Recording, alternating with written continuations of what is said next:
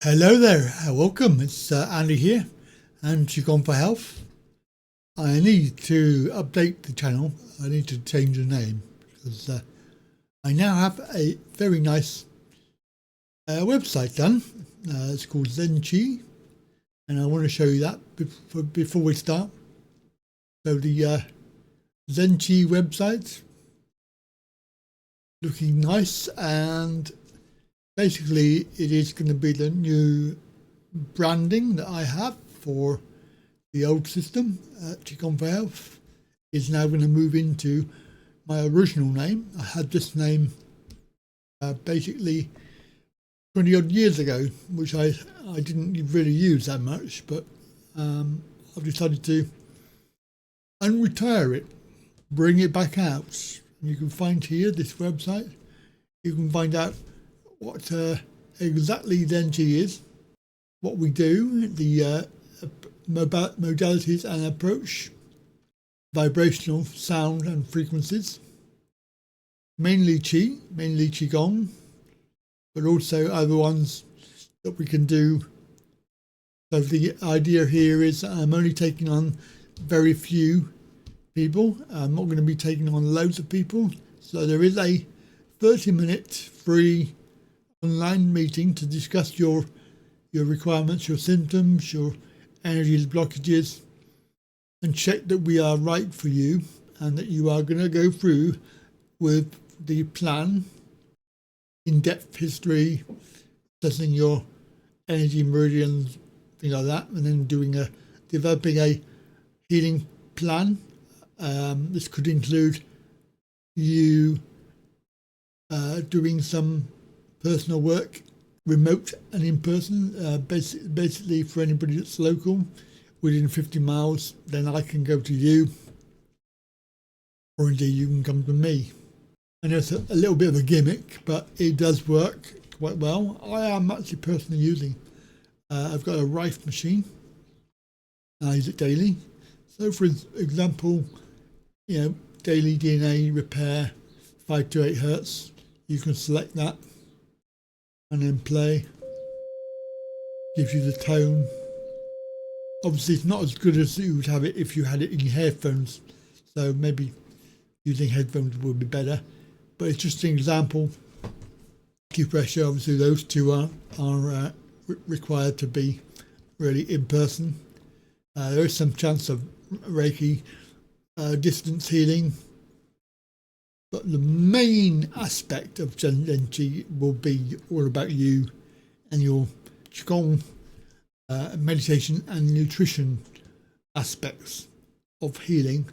There's a lovely blog which I'm writing at the moment, so there will be regular articles, which coincidentally is talking about the subject that this video is about. So this is just a slight detour.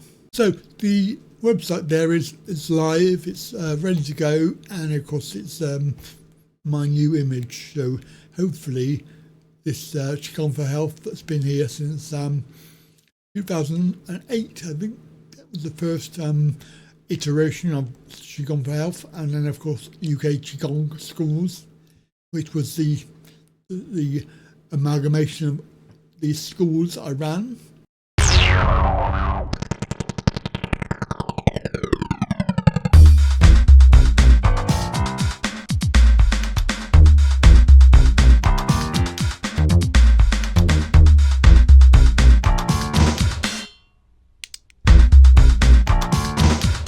So the subject today, if you're sort of still here, which I hope you are, but if you're still here, we're talking about fibromyalgia.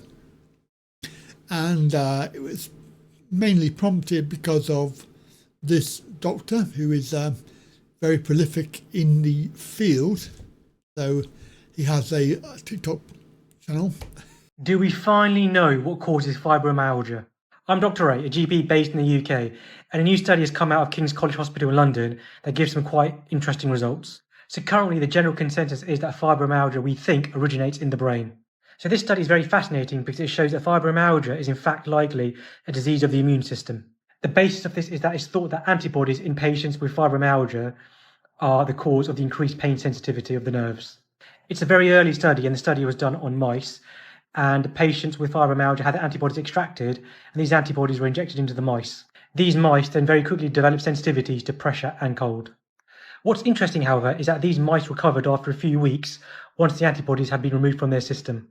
Now, why it's very interesting is because it opens up new treatments for fibromyalgia which aren't currently offered. Therapies that reduce antibody levels in patients with fibromyalgia are more likely to work than other therapies. So this video was prompted by this doctor who is a GP, UK GP, and very prolific within the fibromyalgia type condition on TikTok, as you can see, and people will be going, oh God, it can't be that good because it's on TikTok. In reality, there's a lot of information that he provides regarding fibromyalgia. And one of the lovely things that he has actually discovered is the fact that this is all linked. This is crazy, right? Your fibromyalgia could actually be ADHD. I'm Dr. A, GP based in the UK, and a lot of people have been asking recently if the unexplained and unimproving symptoms of fibromyalgia could actually be ADHD. And here's the thing, right? There absolutely is a link between the two conditions. Some studies suggest up to 40% of people with fibromyalgia also have ADHD. Another study found that people with ADHD experience more chronic fatigue and widespread pain. And here's the thing, right? The two have very overlapping symptoms, in particular when it comes to the cognitive symptoms, like brain fog, inability to concentrate, memory problems. How can you tell the difference between the two? And you can have fibromyalgia and ADHD as well. So this high comorbidity of the two conditions means I think that we should probably screen everyone who's got fibromyalgia for ADHD and vice versa as well. It's interesting because when you see a lot of fibromyalgia patients like I do, one of the biggest things, yes, is the pain, but cognitive problems, like I mentioned before. And the thing is, the typical general treatment we give for fibromyalgia won't help the ADHD symptoms if they're severe, and this needs its own separate treatment plan for ADHD specifically. So as you saw, very good information. So the autoimmune system. A reminder, the majority of people that I know with fibromyalgia are women. You can understand some of the causes that he mentions, trauma as a child, things like that, jibby-jabbed by various methods and with various subjects. But the idea here is that it causes autoimmune diseases. So the problem is that we are still in this mindset. A new medication has finally been approved for fibromyalgia patients for the first time in 10 years. I'm Dr. A, GP based in the UK, and this medication is called Tonmya. So Tonmya is the first FDA-approved medication for fibromyalgia in 15 years. So Tonmya is a low-dose, sublingual or under-the-tongue dose of medication called cyclobenzaprine. Now, cyclobenzaprine has been around for decades, but Tonmya's unique formulation means it works a bit different. Now, there was a significant study done on this medication with over 1,000 fibromyalgia patients. Results showed significant pain reduction and very big improvement in sleep quality, cognitive function, fatigue, and in the research, improvements were seen within 1 week of starting the medication.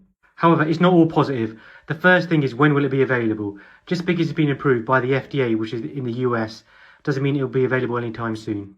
In the US, you can expect for it to be kind of released at the end of the year, with the first prescriptions in early 2026. And what about the rest of the world and Europe? Well, if history is anything to go by, it could be 1 to 2 years before it's rolled out to other countries. And even then, how beneficial will it be in large-scale population? There's nothing about Eastern philosophy where prevention is the cure. So rather than looking for an external cure, like a jibby-jab or a pill, we should really be looking at following the Eastern method of healthcare, i.e. prevention. So we can do that. I mean, it is possible. I mean, there are so many studies being done about TCM, traditional Chinese medicine, Qigong, and all the other sort of healthcare things that you've heard of. Unfortunately, with our current climate, our Western ideology, all of those are not free. They are basically funded by your pocket. So if you want to benefit from it, then you're really paying for it yourself, which is disappointing because with a National Health Service that doesn't really cover these things, then there could be a lot more people being helped. Anyway, so let's have a look at this other GP who says this. If you have fibromyalgia, tell your doctor these 5 things. I'm Dr. Emily Marks, board-certified rheumatologist. Number 1, pain is worse after exercise. In fibromyalgia, exercise can leave you bedridden for days. It has a name. It's called post-exertional malaise, or PEM. Studies show that in fibromyalgia, the endorphins that you release during exercise don't actually work on the brain like they do on normal individuals, so they don't relieve pain the way they should. Number 2, my balance is off. This is a very often overlooked symptom of fibromyalgia. It's because fibromyalgia causes problems with your proprioception. You can't feel your feet the way that you should. Number 3, I am sensitive to light, smells, and temperature. In fibromyalgia, your body is taking in all stimuli at full volume. Your nervous system is no longer filtering the world around you, and it amplifies all sensory signals. So things that other people would hear that don't bother them sound super loud to you. Different smells can trigger migraines, and other people can barely smell them. Number 4, light touch causes pain. A hug, a handshake, these shouldn't hurt, but in fibromyalgia, they do. This is called allodynia, when pain is triggered by a stimulus that shouldn't be causing pain at all. And number 5, I have pain, persistent, deep aching pain all over my body. And this is because of the central sensitization. The pain amplification that occurs in your brain and your spinal cord are telling your brain to feel pain all over, not just at the site of tissue damage. This is why imaging and lab usually come back completely normal in fibromyalgia. These 5 things are not on the standard fibromyalgia checklist, but studies say they should be. 5 methods that you should be telling your GP, some of which, yes, are coming from a traditional Western medicine type of perspective. So if you do have any comments or questions or whatever, then please do feel free to tell me below, because I am interested. And of course I do have, if you're thinking about boosting your chi, your energy, helping your immunity, your immune system, I do have some online courses you can take on my new training website. The particular courses that I'm on about are under the Qigong for Health section. I do got 4 sections at the moment, but the main one here that we're talking about is this one. And this one, boosting your immunity, may be the one that you want to take up and enroll for. It's very simple. There are other ones there. So 5 elements, Fast Fan Songgong, Primordial, and then the first 3 sets, Qigong, Shibashi, Qigong, step 1, 2, and 3. This is the actual course itself that you can enroll for. Tells you all about it. Who's it for? It gives you a little intro video, and then of course it goes through the syllabus, the idea of the background behind this, behind the traditional Chinese medicine, and it gives you the movements. There are some moves that you have to do, some diet and lifestyle, healing methods, detoxing, and then in section 2